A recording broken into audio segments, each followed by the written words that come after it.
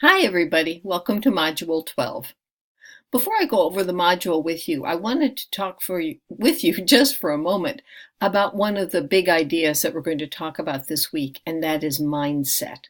I suspect a number of you who are currently in schools have been hearing a lot about mindset lately because it's quite a hot topic, but it's a really important one, and it has as its basis how we think about ourselves and how the students and young people and other people around us think about themselves. Let's see if we can make this move. Oh, come on. There we go. Mindset is a construct that was developed by Carol Dweck, quite a prominent psychologist who's worked in the area of motivation for a number of years. And most recently, she's written this kind of popularized book that brought mindset to the front of a lot of professional activities, both in schools and in other kinds of areas. The two main constructs in this model are fixed and growth mindset, and they have to do with the way we think about our abilities. This could be intelligence, musical talent, athletic ability, it doesn't really matter. We either think about them as something that is fixed or something that can grow. And you can think about this as the way, for example, people think about math. Some people will say, I'm just not good at math. I'm not a math person. I don't like math. I'm not good at math. That's just how things are. That's a fixed mindset.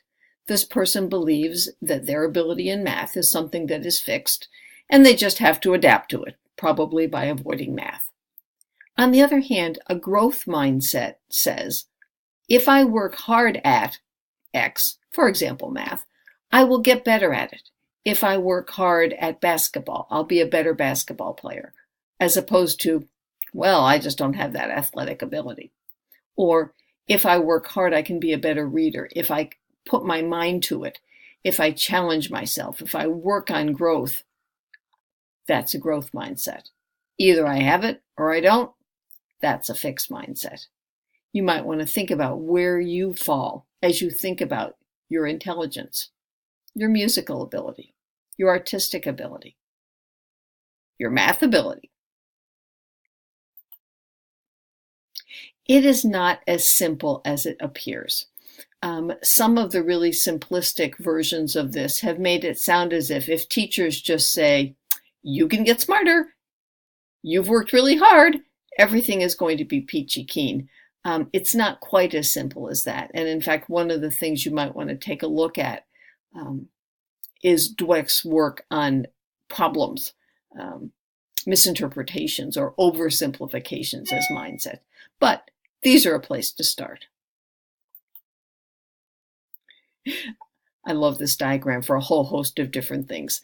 I like it for students who are doing culminating projects, and it's an important thing to share with students. The diagram on the left is what people tend to think success looks like. And this could be your success in implementing mindset strategies, or it could be success even though we have a growth mindset strategy. It more likely looks like this. And what about teachers? It's really important to think about the impact of the teacher's beliefs about mindset on the students. I used to teach next door to a teacher. Oh my goodness, she was really something. And one of the things that she would do would be she would label children by abilities to their faces. So she would say things like, pat child on the head, oh, this little low ability child, he's never really going to be good at math, but he tries hard. I know it's hard to believe a teacher would really say something like that, but she did. Many long stories about that, as you can well imagine. Most teachers are more subtle. Most teachers believe they have a growth mindset, but I think all of us need to stop and think whether the way we act in our classroom actually reflects that, which is part of what Dweck is talking about. And so, one of the things we'll be talking about this week is mindset. Let's take a look at our module. Oops, wrong thing. There we go. Here's our to-do list. We start with the little introduction, of course. And then here's Carol Dweck's TED Talk about mindset, which is really popular and important. Then there's a second video you can watch, Dr. Joe Bowler, who talks specifically about mindset in math. I do think that we tend, as a society, to have a more fixed view of math than of reading. You never hear or rarely hear an adult say, "Oh, I'm just not very good at reading." But we hear people say that about math all the time.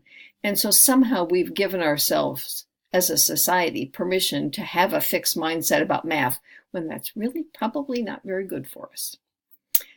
You can explore Dr. Bowler's website. She used to have a free course for everybody that you could sign up for. Now we can't sign up for her online course unless we want to pay $125. I don't think I'm going to do it right now, but maybe someday. And finally, we're going to be working on, or you're going to be working on, the first drafts of your critical analysis paper and submitting them this week. There are no points associated with this, but I cannot emphasize to you what a good idea it is to hand in a draft paper.